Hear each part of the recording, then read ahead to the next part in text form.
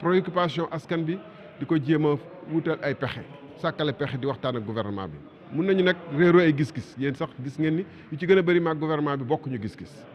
waaye dañu am sañ-sañu wax ko bu ñu ko mënutulay wax rek c'est que suñu toogaay fii amatul solo te léegi mënutuñ fi waxtaan daanaka parce que xeex ak xuloog saagante moo fi am ci côté yëpp na nag ñu waxante dëgg wax dëgg aqulaay taala ma jàpp nag aussi au delà de fi ñu nekk ci salle bi ku ci nekk am na ay kilifa yu la yebal ay parti politique ay mel ni ay taxawu Sénégal ñu mel ni ay Pastef ñu mel ni ay PDS ñu mel ni ay APR gouvernement bi moo njëkk am responsabilité ak parti au pouvoir pour que calme am jàpp naa ni ñoom dañ koy fàtte te newuñu ci waaye tamit bu mbir mi demee nii ba Sénégal nekk au bord du Assemblée nationale discrédité wu c'est un risque majeur pour le Sénégal je répète li may wax ni mooy réew yi mu am muy continuer di dem pourquoi ñu bëgg Assemblée nationale mel nii gouvernement bi mel ni ko neex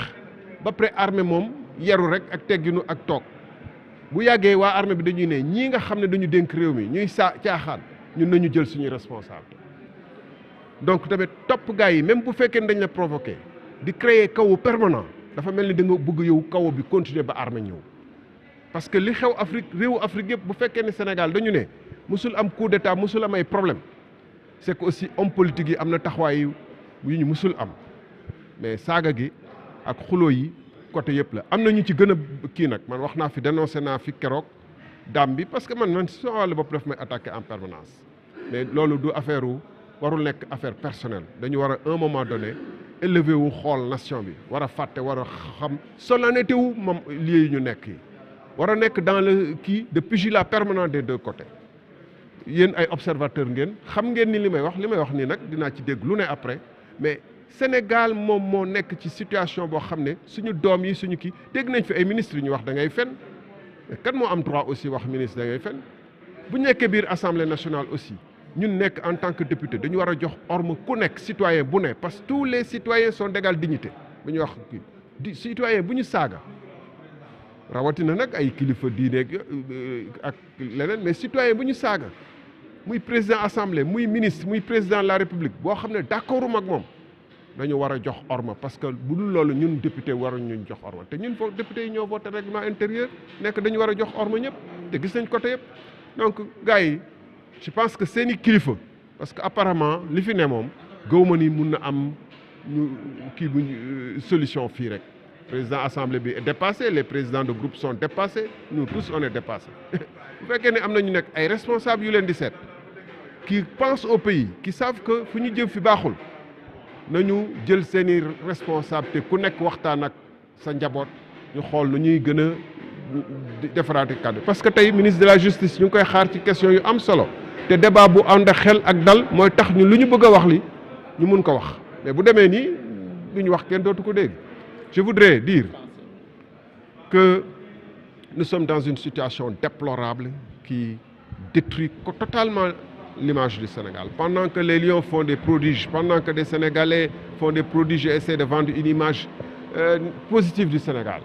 chaque jour, depuis le 12 septembre, l'Assemblée nationale est le lieu où on utilise les plus vilaines insultes et injures. Ce n'est pas dans les arènes de lutte, c'est pas dans la rue, c'est à l'Assemblée nationale qu'on collecte le plus d'injures. Et d'autre part, il y en a qui sont plus en vue que d'autres, mais c'est de toutes parts. Et je ne pense pas qu'on puisse attendre, en l'état actuel des choses, du président de l'Assemblée, des présidents de groupes et autres, la capacité de tenir leur groupe respectif, ou le président de l'Assemblée d'apporter les solutions. Je l'ai dit l'autre jour, on l'avait averti avant même que le premier incident majeur ne survienne. Moi-même, je fais l'objet d'insultes de temps en temps. Mais ce n'est pas la dimension personnelle qui importe. On doit s'élever au-dessus de nos propres personnes, essayer de faire preuve de dépassement et de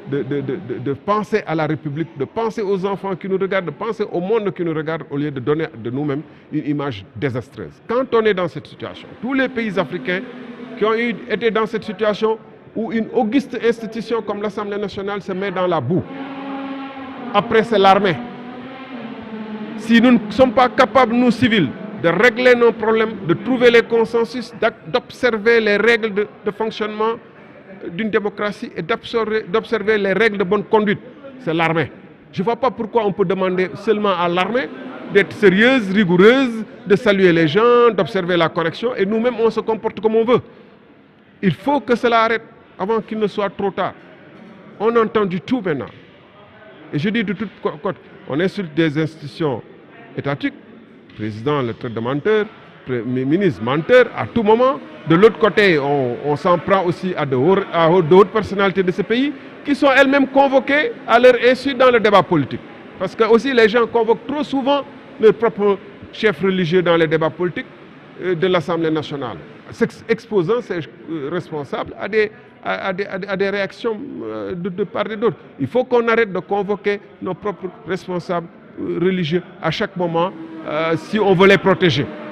Et je ne dis pas que ça doit être une raison d'insulte. Il faut que la sérénité revienne de toutes parts. Sinon, je ne vois pas pourquoi les jeunes qui sont dans la rue devraient se comporter mieux que nous. Je ne vois pas pourquoi l'armée devrait se comporter mieux que nous. Je vous remercie.